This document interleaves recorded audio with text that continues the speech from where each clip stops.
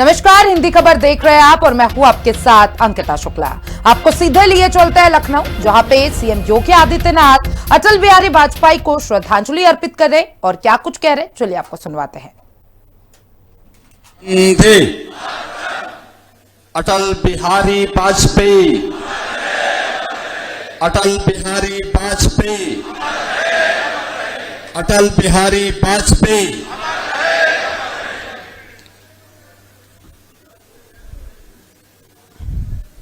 भारत के पूर्व प्रधानमंत्री, भारत रत्न स्वर्गीय अटल बिहारी वाजपेयी जी की 8वीं पुण्यतिथि के अवसर पर आयोजित आज के इस साहित्य संध्या कार्यक्रम के अवसर पर इस पूरे कार्यक्रम के आयोजक और संयोजक, प्रदेश सरकार में मंत्रिमंडल के मेरे वरिष्ठ सहयोगी, उप मुख्यमंत्री श्री ब्रजेश पाठक जी, कवि, साहित्यकार और पद्म सम्मान से सम्मानित श्री अशोक चक्रधर जी,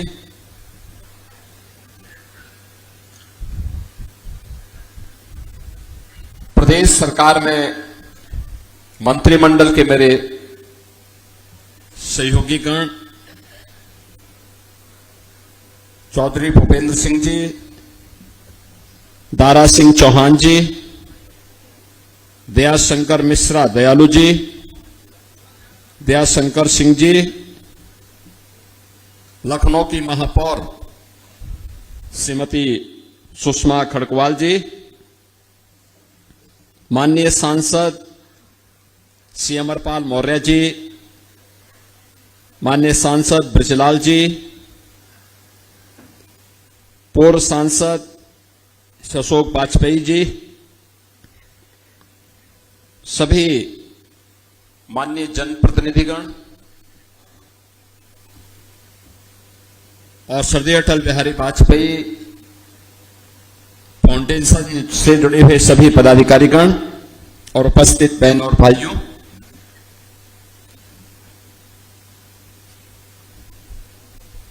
मैं सबसे पहले स्वर्गीय अटल जी की 8वीं पुण्यतिथि के अवसर पर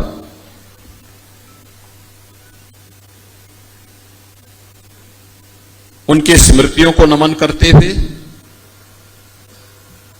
प्रदेशवासियों की ओर से विनम्र श्रद्धांजलि अर्पित करता हूं।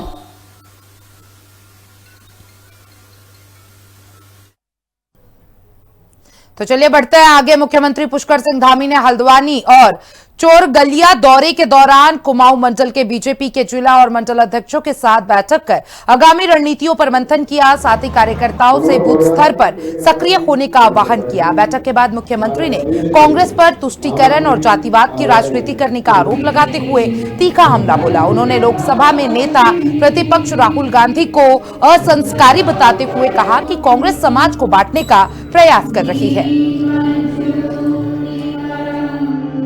देखिए, एक तो मैं आपको बताऊं कि जो खरगे जी की रैली थी, खरगे जी बड़े सम्मानित नेता हैं, उनकी वरिष्ठता का हम लोग बहुत आदर करते हैं। लेकिन देवभूमि उत्तराखंड में कभी भी ये वर्ग की बात, ये क्षेत्र की बात, ये जाति की बात किसी भी कीमत पर स्वीकार नहीं की जा सकती है। और इस तरह से एकदम से नैरेटिव बनाने के लिए सब करना, मैं समझता हूँ कि ये कांग्रेस की बहुत बड़ी विफलता भी है और उनकी हताशा निराशा भी है कि जिस पार्टी के लोगों ने कभी जो है डॉक्टर भीमराव अंबेडकर को उन्होंने भारत रत्न नहीं देने दिया, कभी उनको संसद में नहीं पहुंचने दिया, बाबू जगजीवन राम जी के साथ किस प्रकार का व्यवहार किया, सीताराम केसरी जी उनके अध्यक्ष थे, उनके साथ किस प्रकार का काम किया। और वहीं हमारे प्रधानमंत्री आदरणीय मोदी जी के नेतृत्व में डॉक्टर भीमराव अंबेडकर जी का जिस प्रकार से उनके पंचतीर्थ, जहाँ से वो पैदा हुए, जहाँ उन्होंने अध्ययन किया, जहाँ जहाँ वो गए, उन सभी को इस प्रकार से सम्मानित किया और उनकी जो सोच थी, उस सोच को अपनी सरकार के कार्यों में सम्मिलित किया, धरातल पर उतारने का काम किया। पूर्व प्रधानमंत्री और भारत रत्न स्वर्गीय अटल बिहारी वाजपेयी की पुण्यतिथि पर बीजेपी के प्रदेश कार्यालय में श्रद्धांजलि कार्यक्रम आयोजित किया गया। इस दौरान पार्टी पदाधिकारियों और कार्यकर्ताओं ने अटल जी के चित्र पर श्रद्धा सुमन अर्पित कर उन्हें नमन किया। कार्यक्रम में प्रदेश के पर्यटन मंत्री सत्यपाल महाराज भी पहुंचे और उन्होंने पूर्व प्रधानमंत्री अटल बिहारी वाजपेयी को भावभीनी श्रद्धांजलि अर्पित की। आज हम लोग माननीय अटल जी को श्रद्धांजलि देने यहाँ आए हैं और मेरा उनके साथ बहुत ही भावात्मक संबंध था। जब मैं मेंबर ऑफ पार्लियामेंट बना तो मैंने उनसे आग्रह किया कि अपना निवास 6 रायसीना रोड मुझे प्रदान करने की कृपा करें। तो हंसते हुए उन्होंने कहा कि आप एक संत हैं, मैं अपना निवास आपको दूंगा। और निश्चित रूप में उन्होंने अपना निवास की स्वीकृति देकर के मुझे कृतार्थ किया। वो भवन पार्लियामेंट के बहुत ही समीप था और मुझे पार्लियामेंट के प्रोसीडिंग्स में वहां से जल्दी पहुंचने का मौका मिलता था। अटल जी ने जिस सद्भाव से, आत्मीयता से और निश्चित रूप में अजय होकर के जिस प्रकार से किया है काम, वो बहुत ही सराहनीय है। वो लोकप्रिय थे और लोगों के हृदय सम्राट थे। तो आज मैं अपनी विनम्र श्रद्धांजलि उन्हें अर्पित करता हूं। भारतीय जनता पार्टी के संस्थापक अध्यक्ष, भारत के यशस्वी पूर्व प्रधानमंत्री और हम सब कार्यकर्ताओं के भारतीय जनता पार्टी के लोगों के लिए प्रेरणा पुरुष, पूरे देश के राजनीतिक जगत के लिए एक आदर्श व्यक्तित्व ऐसे अटल बिहारी वाजपेयी जी का आज पुण्यतिथि है और पूरा देश आज उनको याद कर रहा है, उनको श्रद्धांजलि दे रहा है। इसी कार्यक्रम के निमित्त आज भारतीय जनता पार्टी प्रदेश कार्यालय में आज उनको श्रद्धांजलि और पुष्पांजलि देने का एक कार्यक्रम है और आज भारतीय जनता पार्टी के कार्यकर्ताओं ने पुष्पांजलि दे करके उनको श्रद्धांजलि दी है, उनको याद किया है। इस अवसर पर कार्यकर्ता उनके भाषणों को, उनकी कविताओं को सुनकर उनसे लगातार प्रेरणा लेने का काम, मार्गदर्शन प्राप्त करने का काम कर रहा है और पूरा देश उनको याद कर रहा है, उनको श्रद्धांजलि दे रहा है। बहुचर्चित अंकिता भंडारी प्रकरण एक बार फिर सुर्खियों में है। कांग्रेस नेता राहुल गांधी ने अंकिता भंडारी के माता-पिता से मुलाकात कर उनका हाल जाना और मामले को लेकर चर्चा की। वहीं अब इस प्रकरण में 18 अगस्त का दिन अहम माना जा रहा है। 18 अगस्त को अदालत में पुलकित आर्य समेत तीनों आरोपियों की जमानत याचिका पर सुनवाई की अंतिम तारीख है। जमानत को लेकर अदालत के फैसले पर सभी की नजरें टिकी हुई है।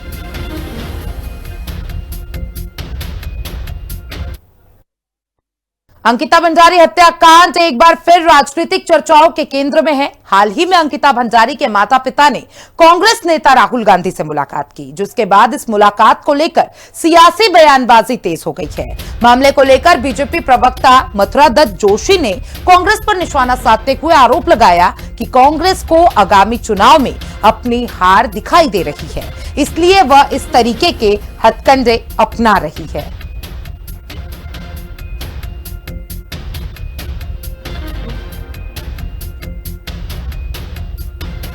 मैं उनको तो कुछ कह नहीं सकता, क्योंकि उनको लगता होगा कि राहुल गांधी से बात करके क्या रहा तो चाहते हैं, मुझे नहीं मालूम है। लेकिन ये जरूर है कि सरकार इस मामले में बहुत गंभीर है।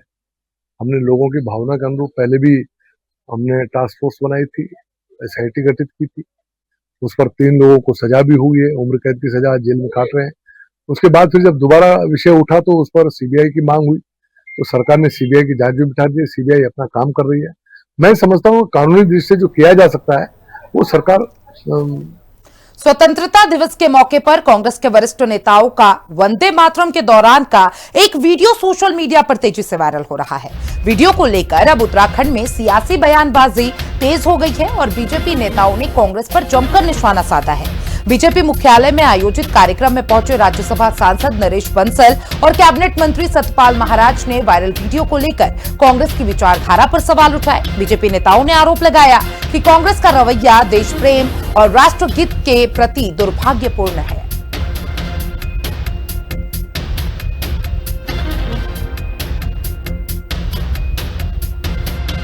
ये कांग्रेस की उस मानसिकता को बताता है जो सदैव इस देश के अंदर वोट बैंक के कारण नफरत को बढ़ाने का काम करती है, विद्वेष को बढ़ाने का काम करती है।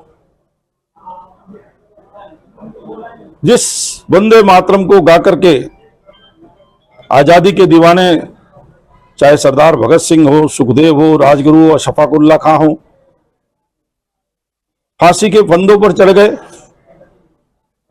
अनेक वर्षों तक कांग्रेस के अधिवेशनों में भी पूरा वंदे मातरम गाया जाता था, और अब जब कानून बन गया, जो संविधान की किताब जेब में लेकर चलते हैं, पता नहीं उसमें संविधान के पृष्ठ होते भी है कि नहीं।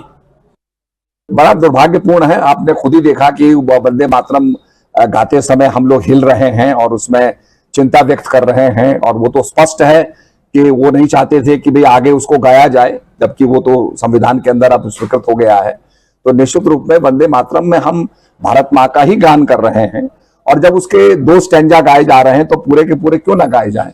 आज पूरा देश उसको गा रहा है, हमने भी ध्वजारोहण किया, उसमें पूरा गाया गया। तो ये बड़ा दुर्भाग्यपूर्ण है, और कांग्रेस की जो नीति है, उनके दिल में क्या है, वो स्पष्ट हो गया है। और उत्तराखंड के आपदा प्रबंधन मंत्री मदन कौशिक ने गोपेश्वर जिला अस्पताल पहुंचकर चमोली टनल हादसे में घायल 11 श्रमिकों का हालचाल जाना। उन्होंने डॉक्टरों को निर्देश दिए कि मुख्यमंत्री पुष्कर सिंह धामी के आदेश अनुसार सभी घायलों को बेहतर से बेहतर इलाज मिलना चाहिए और उपचार में कोई कमी नहीं होनी चाहिए। उन्होंने कहा कि सरकार श्रमिकों के स्वास्थ्य को लेकर पूरी तरीके से गंभीर है और सभी घायलों का इलाज डॉक्टरों की लगातार निगरानी में चल रही है।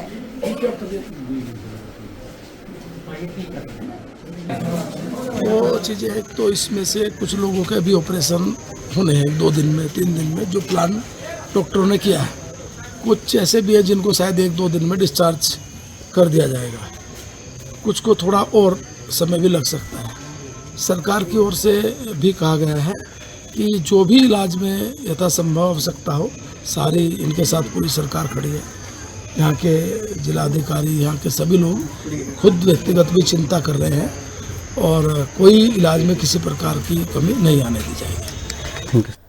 और उत्तराखंड के आपदा प्रबंधन मंत्री मदन कौशिक ने गोपेश्वर में समीक्षा बैठक कर चमोली के तमकनाला और टीएचडीसी टनल हादसे में राहत कार्यों को तेज करने के निर्देश दिए हैं। बैठक में टनल हादसे में जान गंवाने वाले श्रमिकों को 2 मिनट का मौन रखकर श्रद्धांजलि भी दी गई और मंत्री ने अधिकारियों को आधुनिक उपकरणों की मदद से रेस्क्यू अभियान में तेजी लाने, बिजली पानी की क्षतिग्रस्त लाइनों को तुरंत ठीक करने और प्रभावित परिवारों को हर संभव चिकित्सा और अन्य जरूरी सहायता उपलब्ध कराने के सख्त निर्देश दिए हैं। प्रबंधन को लेके एक समीक्षा बैठक हमने यहाँ गोपेश्वर में की है। बैठक में जो तत्कालीन घटना घटी उन पर भी विस्तृत चर्चा हुई। संबंधित विभाग के सभी जो थे टीएचडीसी और उन सबको बुलाया गया, बातचीत हुई है और जो पूरे जिले के अंदर आपदाओं के आपदा से प्रभावित कार्य थे उन सबको लेकर भी वार्ता हुई है। जो सेंसिटिव इस प्रकार के क्षेत्र हैं उनमें तत्काल कार्रवाई किए जाने का अपेक्षा सरकार ने सभी अधिकारियों से की है। उनको इस प्रकार के निर्देश दिए गए हैं क्योंकि ये एक संवेदनशील आपदा की दृष्टि से जिला है, तो इस जिले में जो सारे इस प्रकार के कार्य होने हैं उन कामों में कोई कोताही ना हो किसी प्रकार के, उन सब कामों को समय रहते हुए करने के लिए कहा गया। और कैबिनेट मंत्री धन सिंह रावत ने विकास नगर के अस्पताल पहुंचकर पूर्व जिला पंचायत अध्यक्ष मधु चौहान से मुलाकात की है और उनके स्वास्थ्य का हालचाल जाना है। आपको बता दें कि मंत्री ने डॉक्टरों से उनके इलाज की जानकारी ली और मधु चौहान के जल्द स्वस्थ होने, उत्तम स्वास्थ्य और दीर्घायु की कामना भी की है।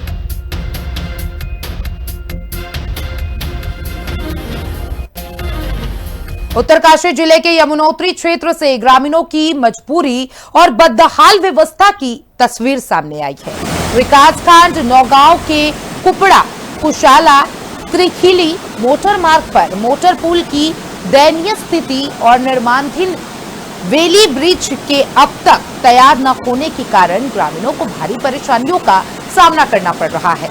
हालात यह है कि ग्रामीण और आसपास की महिलाएं जान जोखिम में डालकर जेसीबी मशीन की बकेट में बैठकर एक एक कर गदेरे को पार करने के लिए मजबूर है।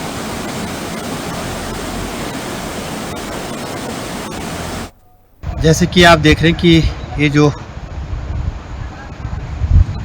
कुपड़ा कुंथला त्रिखली वाला जो जाने वाला मार्ग है, विगत 1 साल से ये गड़ुगाड़ में जो पिछली बार आपदा आई थी, जिस कारण से सेनाचट्टी में बड़ी तबाही भी हुई थी और यहाँ पे झील का निर्माण हुआ था इसी गड़ुगाड़ के कारण। और उसके बाद यहाँ पे पूरा शासन और प्रशासन, यहाँ तक कि माननीय मुख्यमंत्री जी ने भी यहाँ पे दौरा किया था। उसके बाद मैं अपने यमुनोत्री विधानसभा के सम्मानित माननीय विधायक जी और यहाँ के स्थानीय जितने भी जनप्रतिनिधि हैं उन सब से अनुरोध करूँगा कि कृपया कुपड़ा कुंथला त्रिखली की ग्रामीणों की जो समस्या है, 1 साल से गांव के लोग किस तरीके से अपने गांव में जाने को अपनी जान जोखिम में डालकर आप देख रहे हैं किस तरीके से जो फोटोज वीडियो सामने आ रहे हैं। और चंपावत में आजादी के 80 साल बाद भी बच्चे जान जोखिम में डालकर स्कूल जाने को मजबूर है।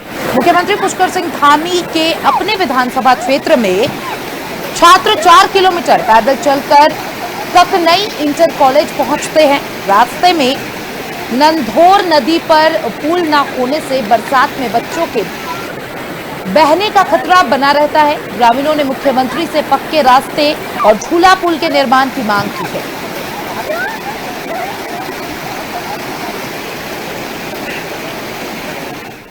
हरिद्वार कुंभ 2027 से पहले धर्मनगरी में साधु संतों की गतिविधियों में तेजी दिखाई दे रही है। इसी क्रम में अलग अखाड़े ने अपने 108 महामंडलेश्वरों को नियुक्त कर हरिद्वार कुंभ में लव जिहाद और गौ रक्षा के लिए अपनी कुंभ तैयारी को अंतिम रूप देना शुरू कर दिया है। अखाड़े ने जम्मू कश्मीर के संत दीपेंद्र नाथ को महामंडलेश्वर की उपाधि देकर इस ओर एक और कदम बढ़ा दिया। वो तो योग्यता देखे और हमारे जो सीनियर गुरुजी हैं, जो हमारे पूज्य गुरुजी हैं, वो डिसाइड करते हैं। मंडली है पूरी, उसके अनुसार बनाते हैं। जैसे कि आज जो भी महामंडलेश्वर बनाऊं अपने गुरुवर श्री दिनेश्वर महाराज और गुरु माँ योगी श्रद्धानाथ के आशीर्वाद से और अखाड़े के आशीर्वाद से बनाऊं। और मेरा जो भी है सबसे महामंडलेश्वर बनने के बाद लव जिहाद, गो रक्षा, ठीक है, सनातन सत्यता के ऊपर पूरी तरह से कार्य किया। और टिहरी पुलिस ने थाना लंबगांव क्षेत्र से लापता महिला की तलाश शुरू कर दी है। आपको बता दें कि जमीनी, जल, हाईवे और तकनीकी स्तर पर बड़ा सर्च अभियान शुरू कर दिया गया है। महिला को ढूंढने के लिए पुलिस की टीमें गांव जड़गी के घने जंगलों, नालों और पहाड़ी रास्तों को खंगाल रही है, जबकि नदी और डैम के गहरे क्षेत्र में एसडीआरएफ और जल पुलिस मोटर बोट से तलाश कर रही है। जिन दुर्गम पहाड़ी इलाकों में पहुंचना मुश्किल है, वहां ड्रोन कैमरे से हाईवे सर्वे किया जा रहा है और हवाई सर्वे के माध्यम से सर्च अभियान चलाया जा रहा है। इसके साथ ही पुलिस महिला के mobile surveillance, call detail, bank transaction और फेसबुक अकाउंट जैसे डिजिटल साक्ष्यों की भी गहनता से जांच कर रही है। चमोली के तमक नाले में अतिवृष्टि के कारण मलबे और तेज बहाव की चपेट में आए सीमा सड़क संगठन के लापता चालक पंकज रुधौला की तलाश में युद्ध स्तर पर रेस्क्यू अभियान जारी है। जिला प्रशासन के निर्देश पर पुलिस, एसडीआरएफ, एनडीआरएफ, बीआरओ और गढ़वाल राइफल्स की टीमें ड्रोन कैमरे और 2 खोजी कुत्तों की मदद से दुर्गम इलाकों को खंगाल रही है। मौके पर भारी बोझरों और मलबे को हटाने के लिए 3 बड़े एक्सकेवेटर लगाए गए हैं।